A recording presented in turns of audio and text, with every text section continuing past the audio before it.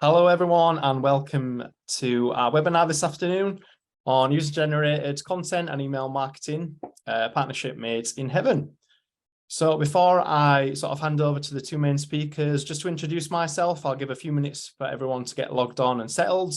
I'm Carl Bavis. I head up the business development team here at Jarrang. And I just want to draw attention to the fact that we will be having a Q&A as well at the end of this session. So at the bottom of your screen, you should have a speech bubble there that says Q&A on it. Whether you've got a question now or one crops out up throughout this session, then if you pop it in there and we'll get to it towards the end. So moving on to the agenda for this afternoon. So I'll briefly go on who we are as Jarrang, and Ed will talk to us about Trustpilot. We'll look at what is user-generated content and the psychology of it, how to improve results using user-generated content, and then looking at some email marketing use cases as well before, as I say, we move on to that question and answer session towards the end. So today's two speakers, we have our very own Ben Hocking, who is the Client Success Manager here at Jarrang. And as I mentioned, we've got Ed Bolton, who is Partner Manager at Trustpilot. And before I hand over to him, I'll just give you, as I said, the overview of us here at Jarrang. So we are a marketing agency that is 100% focused on email marketing. We've been doing that since 2003, where we've helped businesses across a wide range of sectors create award-winning email marketing programs to fuel growth, drive revenues, and build lasting relationships with their customers. And our purpose really is to give you that capacity and that expertise you need to achieve your goals. And our services are tailored to make that possible. So I'll now hand over to Ed, and he can go through Trustpilot and then go into the main bulk of today's session. Amazing. Thanks, Carl, and thanks to you and Ben for having me on. So hi, everyone. I'm Ed. I work at Trustpilot in our partners team. A bit about Trustpilot. I'm sure kind of we will have seen us around to some degree, maybe reading reviews. So we are a digital platform that brings both businesses and consumers together to foster trust. We're free to use for consumers and businesses. Anyone can write a review, anyone can read a review. And the principle of Trustpilot is built on transparency, credible reviews that people can read and really trust. And some sort of up-to-date stats. We've got over 167 million reviews now on our platform, across almost 900,000 domains online. That's great. Thank you very much, Ed, and thank you for being here today.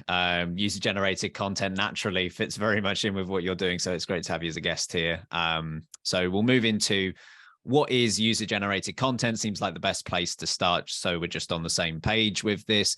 Just to echo what Carl said as well, if you do have questions, please do get those in, and either the content that we run through will answer it naturally, or we do have about 10 minutes dedicated at the end where we will run through any questions that you might have. No question too silly when it comes to this, no silly questions at all. So what is user-generated content to kick us off? So the acronym UGC, user-generated content, exactly the same thing. There's a likelihood that I will mention both as we go through. Just know that I'm talking about exactly the same thing when that's being referenced.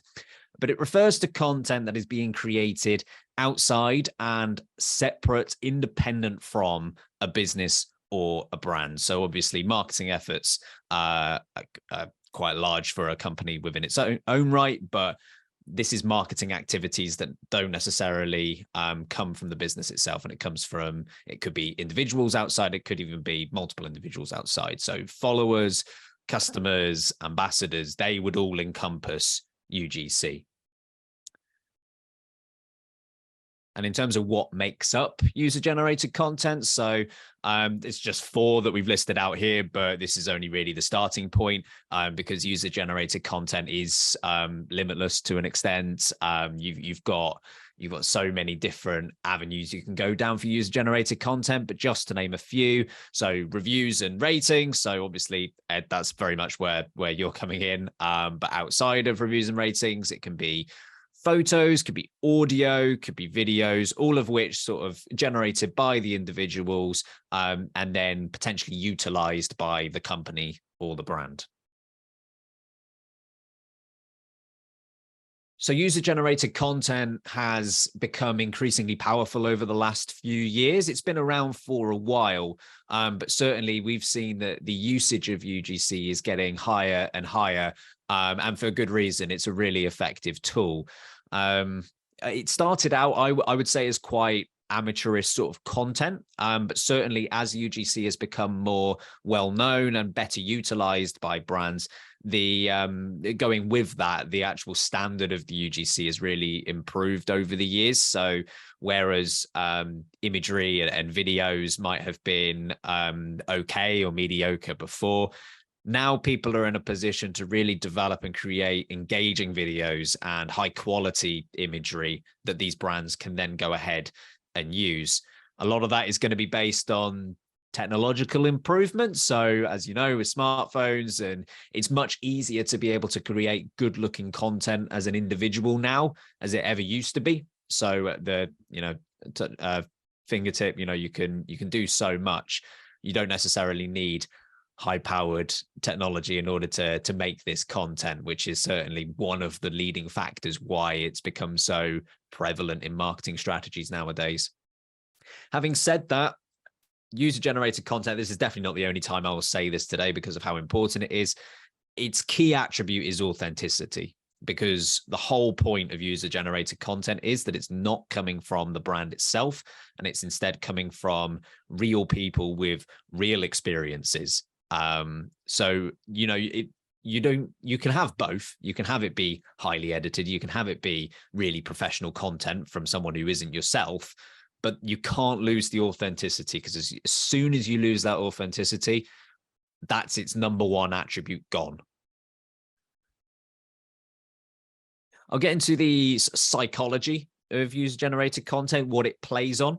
And I think by the end of this, you'll start to understand, if you don't already, exactly how powerful it can be because of all of these psychological phenomena that it really taps into. Firstly, just a couple of mentions on the benefits of user-generated content. So 84% of consumers are more likely to trust a brand's marketing campaign if it has user-generated content included, a massive percentage increase there.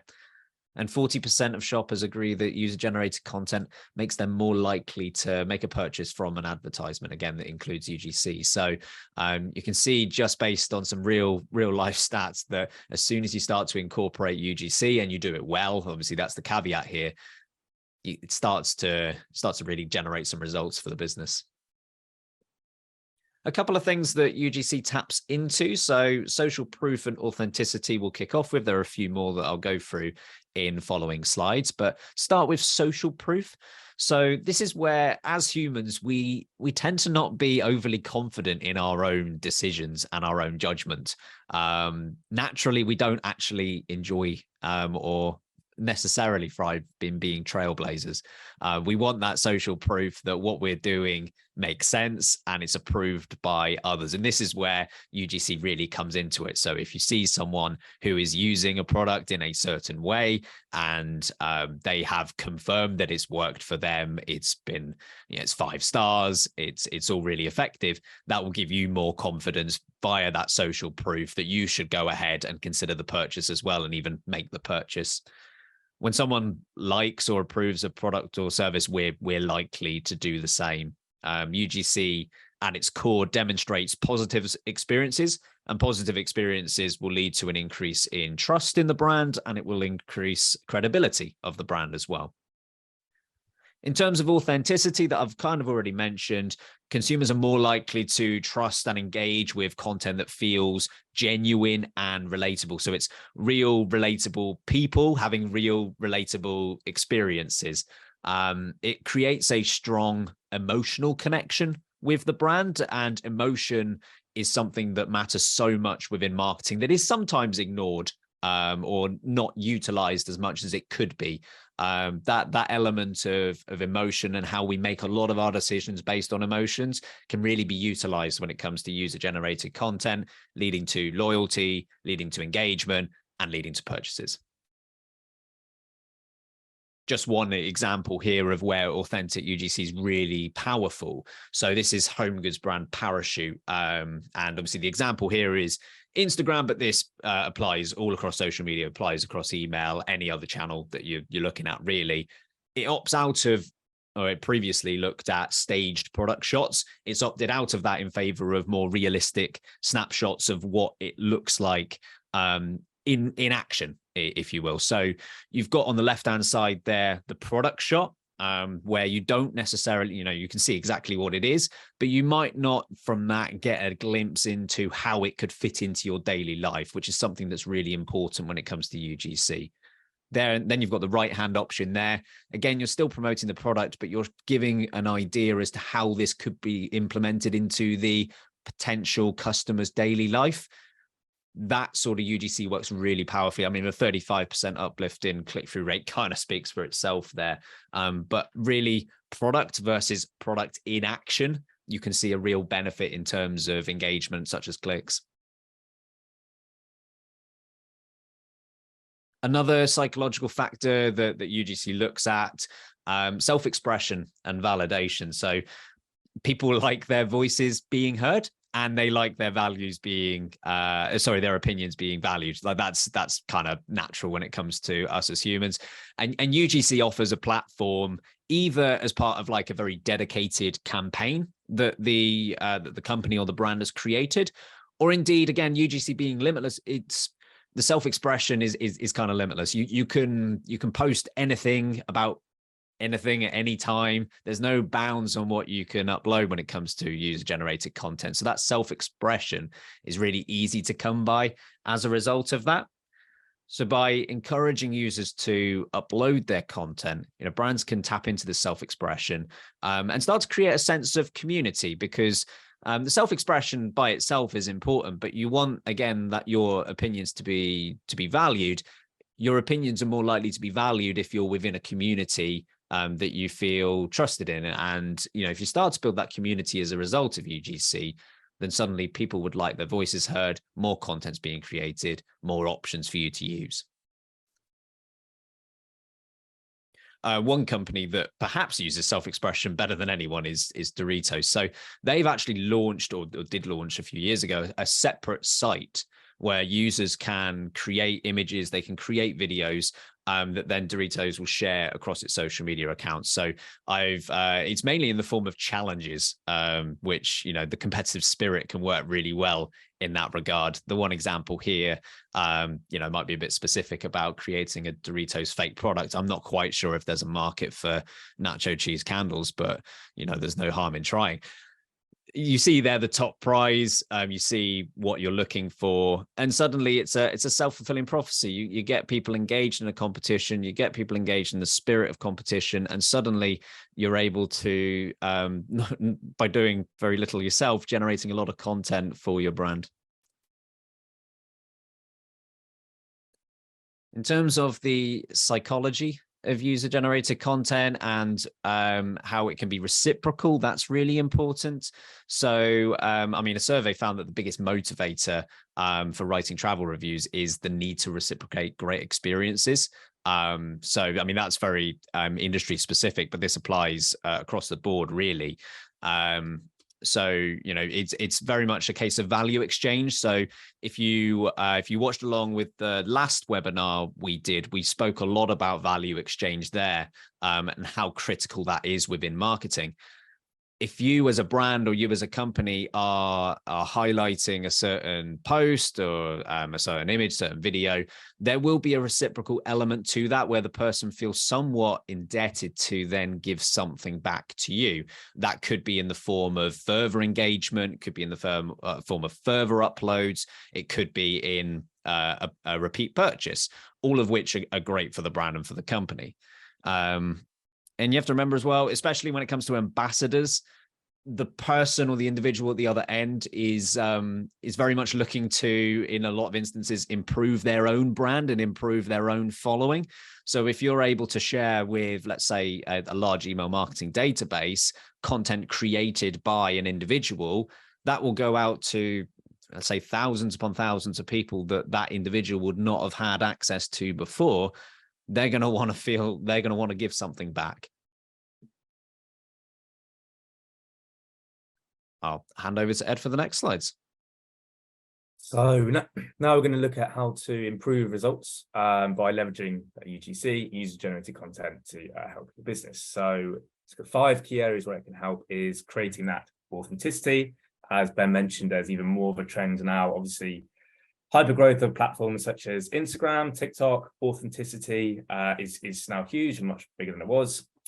Building trust, very much where reviews and ratings comes in, boosting engagement from your following and your community, generating sales, and then actually offering insights on your consumers.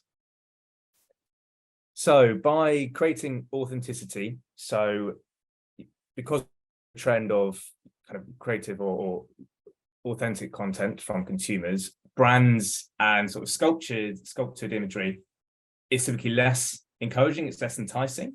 That's real kind of authenticity from, a photo of the duvet that someone's got in their bedroom, the photo or video of their ring that they bought on their finger goes much further. It takes away, are these photos photoshopped? They cultivated in some way as a brand to avoid it being, okay, here's our product, you need to buy it, rather than look what our customers love about us, look at how they're enjoying our products. So from this, 85% of consumers kind of look at UGC rather than branded content when deciding what to buy. We can see that it's even significantly higher than influencer content, stock imagery, as well, just showing the power of that consumer created content at the moment when it comes to products. Building trust. So about 78% of consumers trust opinions of others before making a purchase. At Trustpilot, what we know is nearly 90% of consumers read reviews in some capacity before buying. So we can see trust is super important to a loyal customer base. I think when we think about, obviously, kind of COVID, growth of more e-commerce businesses, more people have probably had unfortunate instances of potentially being scammed or being misled by companies. That trust is really important for them to have confidence and credibility that who they're buying from and the brand that they're buying from their community is loyal to them, and that it has their values front and center of their experience. From an engagement point of view, so in addition to building trust, showing that authentic content, UGC is a way of bringing that community and fostering those conversations between consumers and brands, keeping them involved. I think what we would probably all imagine it, say, a massive household brand name in the fast fashion sense, you may not feel much affinity with other buyers or customers. And from a community point of view, you might with, maybe a one-man band, or, a really environmentally orientated fashion designer where, you buy into their values, you find yourself being part of the community, buying from them because it's got morals and values that you associate with as a consumer. So UGC can further promote that of seeing those shared experiences, seeing maybe those good reviews, what you love about the brand, is to keep those clients engaged. And post-pandemic, exactly because so much has changed. People now working from home more. They're spending more time online. That purchasing journey has become far more impersonal than it was. As a result, consumers want to make sure they're engaged with their brands to keep them loyal and avoid them moving to buy from somewhere else, for example. Generating sales. So, a big part of obviously harnessing that UGC is leveraging it, right, to drive sales, increase more revenue for your business. So from research, incorporating it into marketing strategy can deliver, almost 140% increase in conversion rates and around 162% more revenue per visitor. And as we looked at, kind of 74% of consumers agree that UGC, particularly photos, can have an influence in their purchasing decisions. So if you're looking on site, for example, you're looking through reviews on products and you see photos of, the ring or maybe the pizza oven that someone bought, you're looking to buy it, that's going to give you the confidence to think, okay, this is how it's going to look in my garden. Here's how I'm going to use it. Here's a video of someone using it. That's going to go far further than a branded photo with a description saying, this is the best pizza oven you should buy. You've got that information to take it away for yourself. And offering insights. So beyond using these kind of UGC reviews, an example for just generating more sales, you're able to get that feedback. So you can understand what consumers love about your brand, what they don't love, You could say, okay, are people saying the delivery is really good, but the quality of the materials isn't that great on the t-shirts I'm buying? Super useful insight. If you didn't have that, there's the risk that that consumer could go and say to all their friends or colleagues, hey, I wouldn't recommend you buy from this because maybe the quality wasn't great. If you don't know about that, it's very hard to gauge that's going on. If you're bringing in that insight, if you've got those consumers talking in their communities, you've got that feedback to look through, you can engage them and say, we're working really hard to improve the quality, for argument's sake, or we're working with new delivery partners to help ensure deliveries faster, to gain that insight and really leverage that user content for your brand's benefit in the customer lifecycle. I guess as well with insights, it's quite valuable for subtle insights as well that aren't necessarily forthright. So if you've got a very clear idea of what your product is and how it's utilized, its benefits, its weaknesses, you have a very clear idea of that. But when you start to see the UGC rolling in, let's say it's images in this instance, and you start to see that the product is actually used ever so slightly differently or in a slightly different setting, perhaps than you would anticipate, that can help your own marketing as well, I think. So I think in terms of offering insights, it's good from both a very clear and direct in the form of reviews and ratings, but also maybe in the more subtlety of when you're starting to see uploads sort of come in, if that makes sense.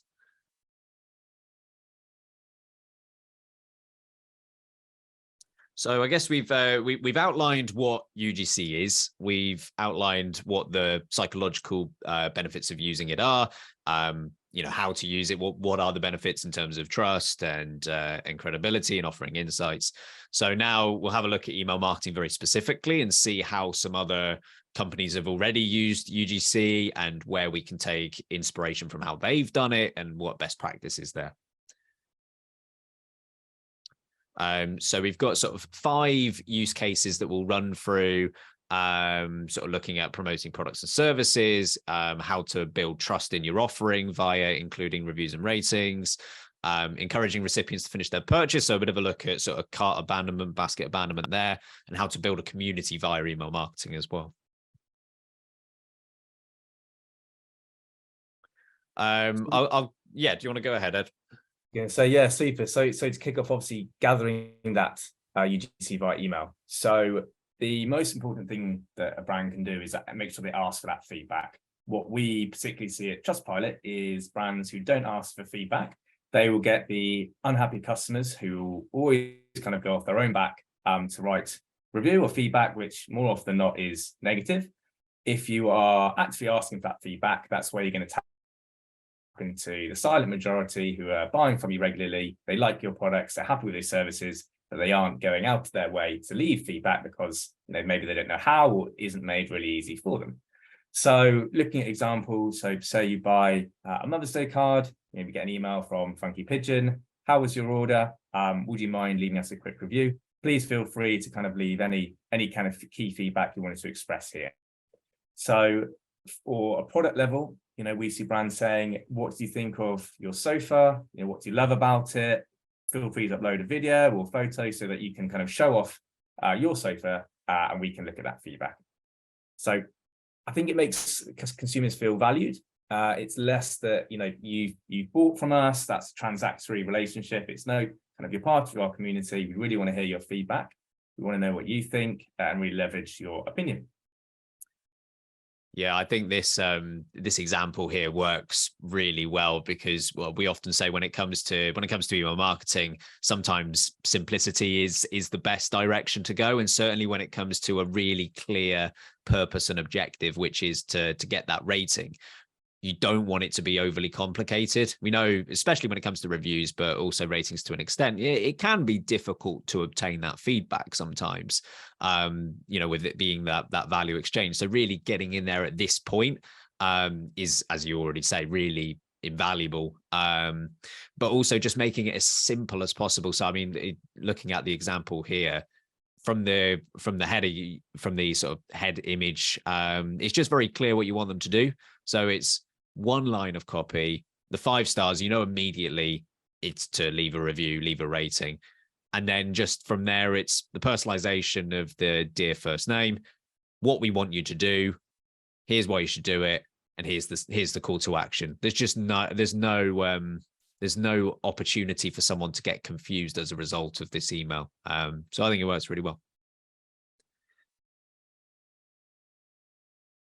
We talked a bit about promoting products or services, or I guess leveraging those trust signals. So again, consumers can offer opinions and benefits you may not have realized within this content.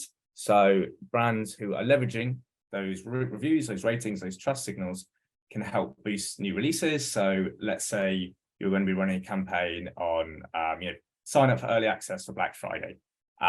It's going to be a massive amount of emails going out to people over those few days. Now, you'll want to make sure your brand stands out from the competition. You want to leverage any kind of trust signals, make sure that when people are looking at your emails, they're going to have a higher propensity to take action and rather than go with someone else.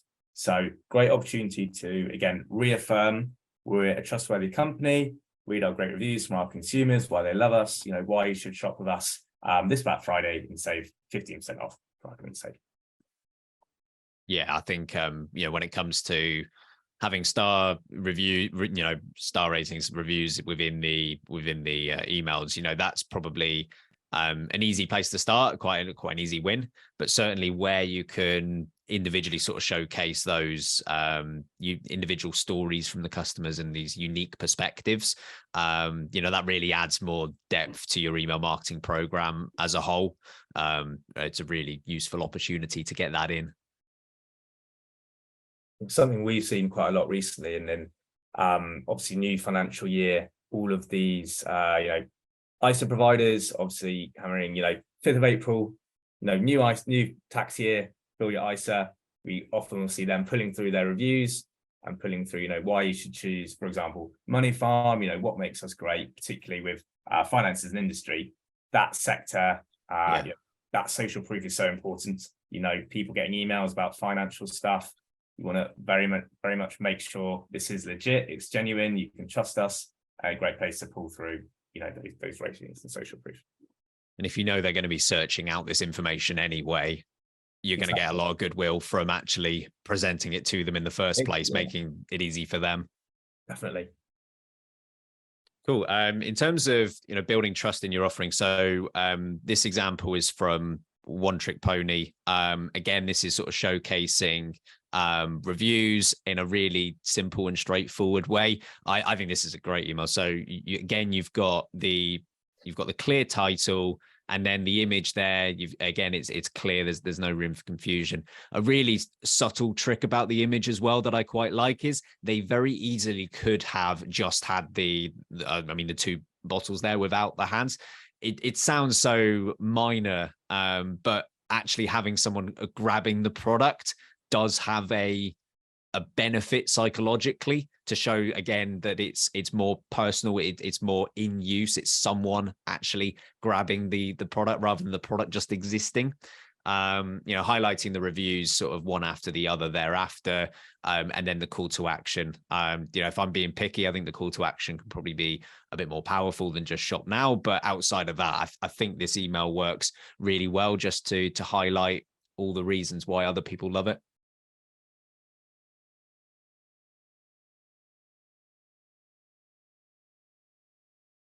And so ensuring consumers finish their purchase. So we're all really guilty of it. I know I am, of putting something in my bag, signing up for 10% off if you buy today. Normally I don't buy just because I'm super boring when it comes to buying things. So aligning with that is nearly 70% of online shopping carts are abandoned, which is 85% for mobile devices. We're obviously seeing an ad from Instagram or TikTok, scrolling on our phone, mock putting it in a bag, and they're not completing for whatever reason. It might be we don't trust the brand. It might be it was an impulse buy we changed our mind about. So, to a degree that can't be avoided, but what brands can do is try and mitigate those numbers by leveraging things like reviews. So the example on the right is from a COVID testing company. So, what was it, 2 years ago or even a year and a half ago, we were all being told about, green, red countries, orange countries, places we could or couldn't visit, frantically buying tests at the last minute to make sure we met the requirements to go away. And this is an example from Cured. So say I didn't buy a test, maybe I got distracted at the moment, or I was looking at the site, I didn't get the email to saying, oh, do you want to finish your purchase? By the way, here's a 5-star review from someone who bought this recently. That's going to help mitigate that abandonment and try recapture those people into the journey. Yeah, I think when it comes to sort of basket abandonment, it's a bit of an open goal in that if you do it right, the worst case scenario is that you get the exact same result as if you hadn't done it. So if the worst case result is a kind of stalemate, then really everything above that is a benefit, because it is, like you say, a huge loss of income and it's difficult to get that back. And sometimes it's just the reminder that you need. And the more you can be dynamic with the content, you can produce a basket abandonment email that's generic and it works to an extent. But if you can be really dynamic with the exact product that someone has tried to or gone 50% of the way to purchase, if you can include dynamic content that's very relevant to that, then suddenly the personalization of email is more prevalent and it is going to work for you that way. The example laid out here, it just works. It works really nicely. And yeah, I think when it comes to an incentive with basket abandonment, discount is so often used as like the first port of call. Like if you don't do anything for a couple of days, we'll offer you 10% to go back and to finish the purchase. But consumers have caught onto that now to the point where some will intentionally do it. And maybe there's no way to actually beat a financial incentive to go back. People like money off, but certainly if you can use the social proof as the incentive, then suddenly you might not have to use the discount as the means to send people back. And of course, you're not giving up as on the margin. So yeah, UGC really comes into its own when it comes to these sorts of emails. I think building on that as well, so a quick sort of success story from the Diamond Store, but people may not be purchasing because that product perhaps wasn't quite right for them, but there may be other products they, for whatever reason, didn't see that might be better suited. So, in those cart abandonment, as kind of been mentioned, they may not be wanting to buy that product. So saying 10% off may not have any impact on them, but having, have you seen these products that may be better suited to what you'd actually like? Can be almost more, I guess, of a hook for them to get back in. So the Diamond Store, they partnered with us and Fresh Relevance, who are a content personalization tool. And the key challenge they had was trying to increase their cart and browser abandonment problems. So what they did through the integration we have is they would show suggested products with their product ratings within those campaigns for people who didn't buy. Now, obviously, diamond ring, some of these prices, they're obviously £2,000-3,000 expensive. It costs you £3,000. So, even getting one person to buy from that cart abandonment campaign is going to be significant ACV. Yeah. So they recommended those products to people who didn't buy, and then they reinforced that with that social proof stamp of over 2,000 reviews, rated 5-star. Let's get you that ring you've always been searching for, your wife, etc. So because of this integration and project, they had an 8% sales uplift from this project. So again, in terms of value for them, that will be massive. So a great example of how you can do it, but with luxury items as an example here. And lastly, just in terms of these use cases, building a community. So one of, if not the biggest advantage to email marketing is being able to head out to hundreds of thousands of people all at the same time, getting a similar message across, but speaking to them on a one-to-one basis.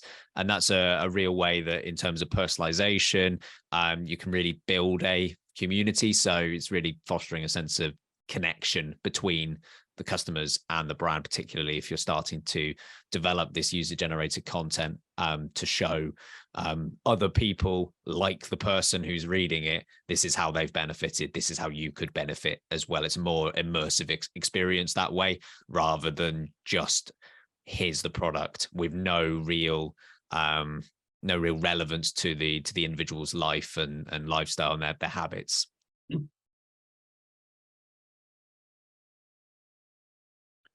Lastly, before we go ahead with any questions that we can answer, a few key takeaways, if you're going to take anything away from the last 35 minutes or so.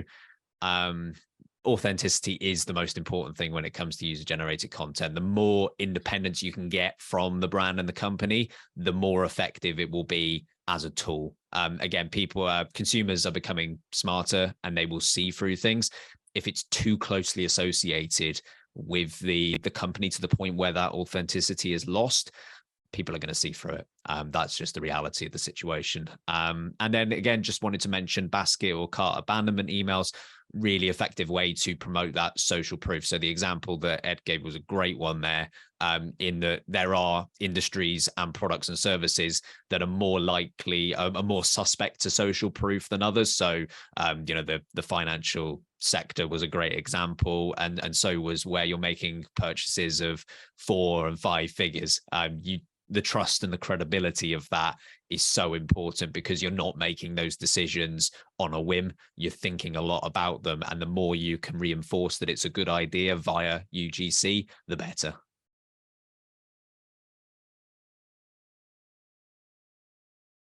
Great. Thanks very much, Ben. And I had some really great insights there, and hopefully, I know I've got a lot out of that. Hopefully the rest of us as well. I've got a lot of information to take away and utilize in our businesses. Just now going to open the floor up to any questions that we had. So if you haven't had the chance, now's the opportunity to just submit your questions. We have had one that's come through, which I'll pose to both of you, and you can decide which one of you answers, which is, how do you handle negative UGC, such as bad reviews? Happy to lead on that. Yeah, go ahead. So it's a good question. So where Trustpilot sits. So Trustpilot is an open review platform. So all kind of reviews, good, bad, or otherwise, would show on Trustpilot. So consumers could go and find them. What we would say is, in terms of handling it, so we would always say it's a good opportunity to engage with your customer. If customer service might be an attribute you really pride yourself on as a business, it's an avenue to reply to them, for example, of Trustpilot, and say, hi Ed, we're really sorry to hear about your experience, that this doesn't happen often, etc. We'll do our best to try and improve the situation, or something like that. I think in terms of, then, if you're concerned about, we don't want to show that in an email campaign, etc. So with Trustpilot integrations, you could pull through your reviews into cart abandonment, and you could pick to say, okay, in this campaign, I want to show the 4 and 5 star reviews, for argument's sake, because you wouldn't want a 1-star review, your most recent coming through, why didn't you buy, super unhappy with the experience, showing beneath the product, naturally. So that's what I would say. I mean, we'd always say best to engage with it, use it as an opportunity. We see reviewers updating their review publicly once a business has got in touch and solved their problem.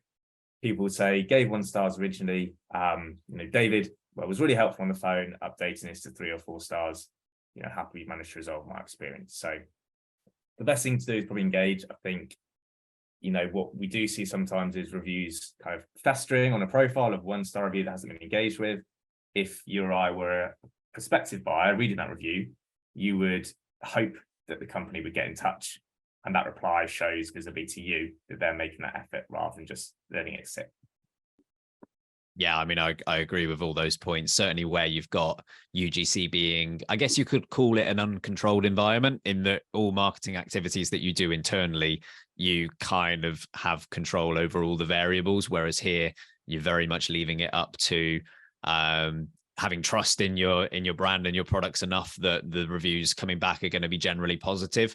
I do definitely agree with the transparency element of it, and it being an opportunity where you've had something negative to turn it into a success story. So, you could build something around the fact that we had a few 2 or 3 star reviews because of this very reason. This is what we did about it. That really opens yourself up. It's almost admitting it is a risk to an extent, because you're not just showing the good and you're also showing the bad. But I think it shows that as a brand and as a company, you're willing to learn from, and you're not willing to just stand still and think that everything that is right about your own product or service. So yeah, I think there's a real transparency piece in there. I think it ties really well with the, consumers want brands to be seen as authentic. Consumers will upload their authentic, incredible content, and it enables it to be a two-way street of both consumers and businesses buying into that philosophy and belief. We're opening ourselves up. We may not get all good reviews. We're okay with that. We hope due to our products and service levels that we trust you'll love. That's what we receive. But we want to hear from you regardless of what you think as one of our valued customers. Absolutely.